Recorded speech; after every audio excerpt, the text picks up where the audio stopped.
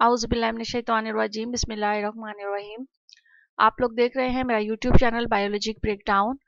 हम क्लास 9 के chapter the cell को डिस्कस कर रहे थे, जिसमें हमने सेल के जो स्ट्रक्चर है उसको हमने पढ़ा और उसके अंदर जितने ऑर्गेनल्स हैं उनके बारे में हम पढ़ रहे थे। आज हमने सेल के जिस ऑर्गेनल को स्टडी करना है वो है गोल्जी अपरेटस।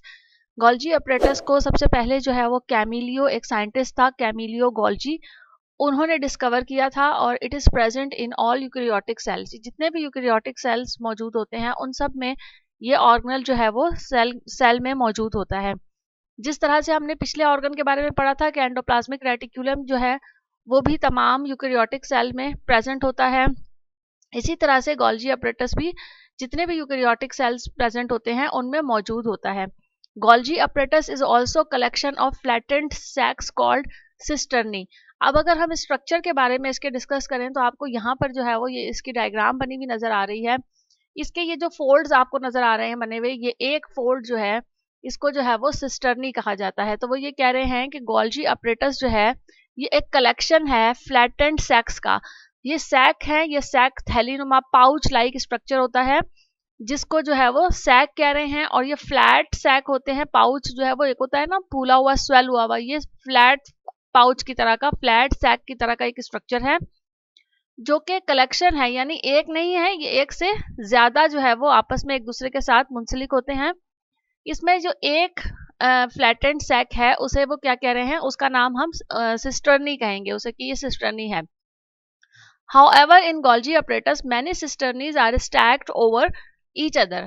तो वही बात हो गई कि बहुत सारे सिस्टर्नी, ये A1 2 3 4 करके हम देखेंगे तो बहुत सारे सिस्टर्नी जो हैं वो स्टैक की शक्ल में इकट्ठे हुए हुए होते हैं एक दूसरे के साथ। They are constantly formed at one and break up into vesicles at the other and. जो वेसिकल्स हैं ये एक तरफ से, एक एंड से वो बनाना शुरू करते हैं और दूसरे एंड पर उसको जो है वो रिलीज कर देते हैं, या उसको जो है वो ब्रेकअप कर देते हैं, तोड़ देते हैं अपनी जो स्ट्रक्चर है उसमें से। तो Golgi apparatus store and modify materials into finished from before packing into vesicles. Golgi apparatus जो है वो क्या करते हैं, स्टोर करते हैं और मॉडिफाई करते हैं मटेरियल्स को। बहुत से मटेरियल्स होते हैं जो कि गोल्जी अपरेटस के अंदर आते हैं और फिर वो उसके अंदर स्टोर हो जाते हैं, उसमें कुछ तब्दीलियां होती हैं, मॉडिफाई हो जाते हैं और फिर उसके बाद वो फिनिश्ड हो जाते हैं form before packing into vesicle में पैक होने से पहले। Some of these vesicles settle in cytoplasm as organelles like lysosomes. और इनमें से कुछ ऐसे विजिकल्स होते हैं जो कि उनकी ब्रेक डाउन होने के बाद वो ख़त्म नहीं होते हैं, बल्कि वो साइटोप्लाज्म के अंदर एज अ ऑर्गेनल सेट हो जाते हैं, जिसमें से एक जो है वो लाइसोसोम के तौर पर भी साइटोप्लाज्म में हमें नजर आता है। Other fuse with the cell membranes to release out packed material as cell secretions. और जो बाकी मटीरियल्स होते हैं या बाकी जो मॉडिफाई हुए हुए मटीरियल्स होते हैं वो जो है वो सेल मेम्ब्रेन के साथ फ्यूज हो जाते हैं और उसके बाद वो रिलीज हो जाते हैं एज अ सेल सिक्रीशन के तौर पर। यानी वो सेल में से, सेल के अंदर उनका कोई काम नहीं होता है, वो एक्स्ट्रा मटेरियल होता है सेल में, तो वो सेल में से सेल सिक्रीशन के तौर पर रिलीज हो जाते हैं। Products of glands like enzymes, hormones, mucus etcetera. अब वो कौन कौन से हैं ऐसी चीजें जो कि रिलीज होती हैं, वो उनके बारे में आपको एग्जांपल्स दे रहे हैं कि ऐसे बहुत से ग्लैंड्स की प्रोडक्ट्स जो होती हैं, जैसे कि कुछ एंजाइम्स होते हैं, कुछ हार्मोन्स होते हैं, इसके अलावा कुछ म्यूकस होता है। ये सब चीजें वो सब जो है वो मटेरियल जिनकी सेल को रिक्वायरमेंट नहीं होती है, गोल्जी अपरेटस उन्हें विजिकल्स की फॉर्म में मॉडिफाई करते हैं और फिर उसके बाद उसको सिक्रीट कर देते हैं और वो सिक्रीशन जो है वो सेल मेम्ब्रेन के साथ अटैच हो जाती है और आहिस्ता आहिस्ता करके सेल मेम्ब्रेन से आउट हो जाती है। Are secreted it cellulose fibres which are arrange themselves to from cell wall. और फिर उसके बाद जब वो सिक्रीट हो जाते हैं तो वो सेल वॉल के साथ सेलुलोज फाइबर्स की शक्ल में सेल वॉल के साथ जो है वो अरेंज हो जाते हैं। हम इसके स्ट्रक्चर को डिटेल्ड में स्टडी करें तो आपको यहाँ पर इसके कुछ पार्ट्स बने हुए नजर आ रहे हैं। जिसमें वो एक पार्ट को कह रहे हैं सिस फेस और दूसरे को कह रहे हैं ट्रांस फेस। तो ये जो इसका सामने वाला जो फेस होता है जहां से ट्रांसपोर्ट मटेरियल्स या वेजिकल्स जो है वो आ रहे होते हैं, इन हो रहे होते हैं, वो उसका सिस फेस कहलाता है। और जहां पर ट्रांसपोर्ट मटेरियल्स जो है वो आउट हो रहे होते हैं वो उसका ट्रांस फेस कहलाता है। इसके साथ हमने पढ़ा कि ये जो एक फ्लैटेंड सैक लाइक स्ट्रक्चर होता है इसे सिस्टर्नी कहा जाता है। और इसके अंदर जो स्वेल हुआ हुआ या सैक की तरह का जो स्ट्रक्चर बना हुआ होता है, फूला हुआ जो स्ट्रक्चर होता है पाउच लाइक का, वो उसको जो है वो ल्यूमन कहते हैं। फिर उसके बाद यहाँ पर ये जो आपको दो नजर आ रहे हैं सेक्रेटरी वेसिकल्स और न्यूली फॉर्म वेसिकल्स के, यहाँ पर वेसिकल्स जो है वो फॉर्म होते हैं, उसके बाद उनके अंदर मॉडिफिकेशन होती है और उसके बाद वो वेसिकल्स जो है वो गोल्जी अपरेटस जो है वो रिलीज कर देता है सेक्रेटरी वेसिकल्स की फॉर्म में। ये इसका स्ट्रक्चर ऑफ गोल्जी अपरेटस का स्ट्रक्चर है, ये ड्रॉ करने के लिए भी पेपर में आ सकता है और इसके बारे में इसका छोटा सा एक नोट भी आ सकता है कि write down the structure of Golgi apparatus. Next जो ऑर्गेनल है जिसको हमने स्टडी करना है वो है लाइसोसोम्स। लाइसोसोम्स का स्ट्रक्चर कैसा होता है कि they are single membrane bound small sac like structure. ये सैक की तरह का, यानी ये राउंड शेप में जो है वो स्ट्रक्चर होता है, लेकिन इसकी जो मेम्ब्रेन है वो सिंगल होती है, सिंगल मेम्ब्रेन स्ट्रक्चर होता है ये। They contain a variety of digestive enzymes, इनके अंदर बहुत सारे जो है वो डाइजेस्टिव एंजाइम्स प्रेजेंट होते हैं। The enzymes contained in lysosomes are synthesised on PER and then transported to Golgi apparatus. कौन से एंजाइम्स होते हैं? वो एंजाइम्स जो कि लाइसोसोम्स में प्रेजेंट होते हैं वो एंजाइम्स हैं जो कि पीईआर यानी RER यानी राइबोसोमल एंडोप्लाज्मिक रेटिकुलम में सिंथेसाइज्ड होते हैं, बनते हैं and then transported to Golgi apparatus, और फिर वो एंडोप्लाज्मिक रेटिकुलम से गोल्जी अपरेटस में ट्रांसफर हो जाते हैं।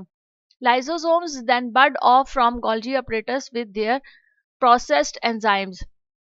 लाइसोसोम्स कहाँ से आता है? जो हमने पीछे गोल्जी अपरेटस का स्ट्रक्चर पढ़ा उसमें हमने देखा था कि सेक्रेटरी वेसिकल्स की फॉर्म में कुछ वेसिकल्स ऐसे होते हैं जो कि गोल्जी अपरेटस जो है वो रिलीज कर देते हैं और वो साइटोप्लाज्म में प्रेजेंट होते हैं।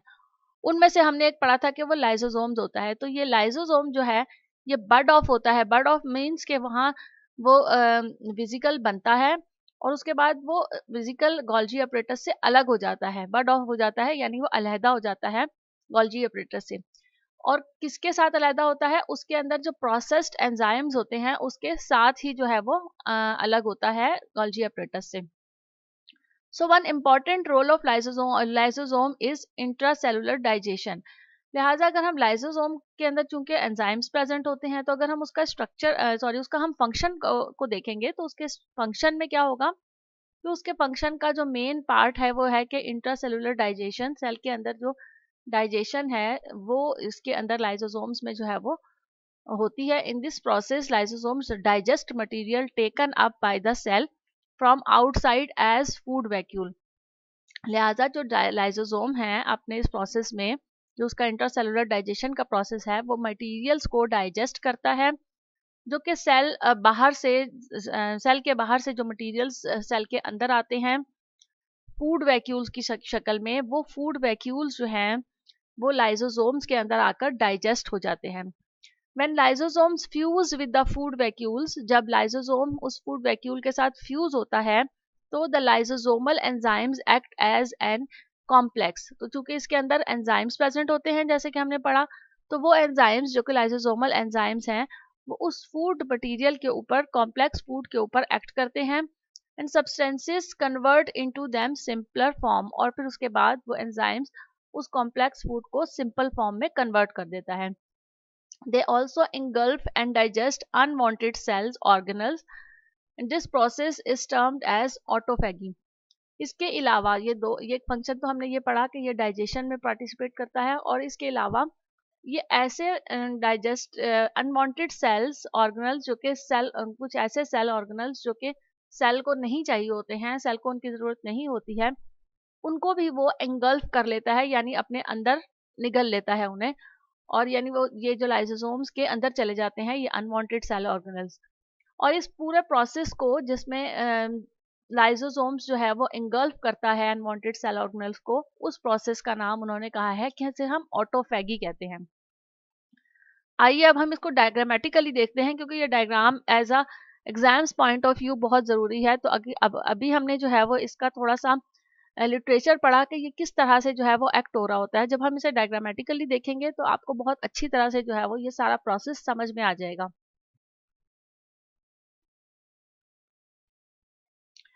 अच्छा, आपको ये formation and function of lysosome की एक डायग्राम बनी हुई नजर आ रही है। ये पेपर में जो है वो कंसेप्चुअल क्वेश्चन के तौर पर भी आती है कि आपको बहुत सारी पिक्चर्स इस तरह से डायग्राम ड्रॉ करके दे दी जाती है और फिर उसके बाद आपसे पूछा जाता है कि इनके आप नेम्स लेबल करें कि यहाँ पे क्या प्रोसीजर हो रहे हैं।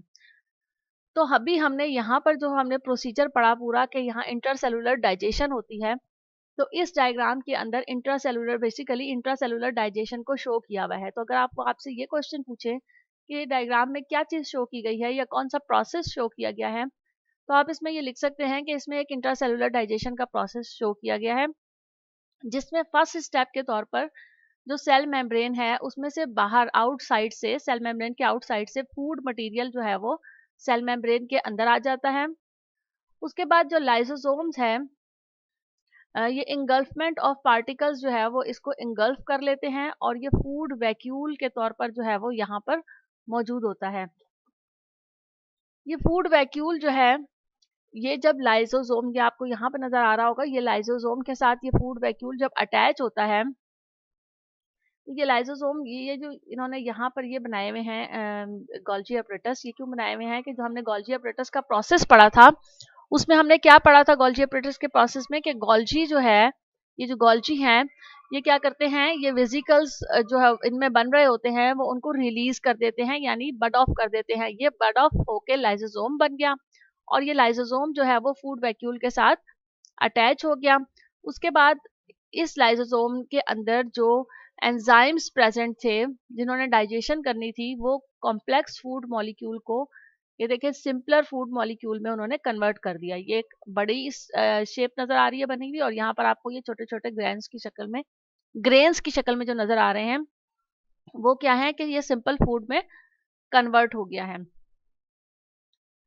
फिर अगर हम इस वाली डायग्राम को देखें, अब यहाँ पर तो उन्होंने लिख दिया ट्रांसपोर्ट वेसिकल्स कंटेनिंग इन एक्टिव हाइड्रोलाइटिक एंजाइम्स, यानी इस यहाँ से जो है वो ये रफ ईआर क्या था हमारा, एंडोप्लाज्मिक रेटिकुलम था, जिनके ऊपर राइजोसोम्स प्रेजेंट थे। यहाँ से जो है वो वेसिकल ट्रांसपोर्ट हुआ और वेसिकल ट्रांसपोर्ट होके गोल्जी अपरेटस के पास आ गया। गोल्जी अपरेटस ने उसको बड ऑफ किया लाइसोसोम की शक्ल में, और वो लाइसोसोम जो है वो फूड वैक्यूल के साथ अटैच होके उसको फूड को डाइजेस्ट किया। फिर ये लाइसोसोम्स इंगल्फिंग डैमेज ऑर्गेनल्स, ये एक साइड प्रोसेस के तौर पर बताया हुआ है कि लाइसोसोम का एक दूसरा फंक्शन ये भी है कि जो डैमेज ऑर्गेनल्स होते हैं या जो अनवांटेड ऑर्गेनल्स, सेल ऑर्गेनल्स होते हैं, लाइसोसोम्स उनको भी इंगल्फ कर लेता है और उनकी भी जो है वो डाइजेशन कर देता है। तो ये एक डायग्राम है जिसमें आपको पूरा formation and function of lysosomes बताए हुए हैं कि लाइसोसोम का क्या फंक्शन है और लाइसोसोम का जो है वो उसकी फॉर्मेशन कैसे होती है, लाइसोसोम कैसे बनता है। ये आपको बहुत अच्छी तरह से डायग्राम समझनी है क्योंकि ये पेपर में आती है और इसके बारे में लिखने के लिए भी आता है कि आप लाइसोसोम के ऊपर जो है वो नोट लिखें। उम्मीद है आपको ये दोनों ऑर्गेनल्स बहुत अच्छी तरह से समझ में आ गए होंगे, जिसमें हमने आज लाइसोसोम्स को स्टडी किया और गोल्जी अपरेटस को स्टडी किया। नेक्स्ट ऑर्गेनल्स के साथ हम दोबारा मिलेंगे आपसे। Thank you so much. अल्लाह हाफिज़।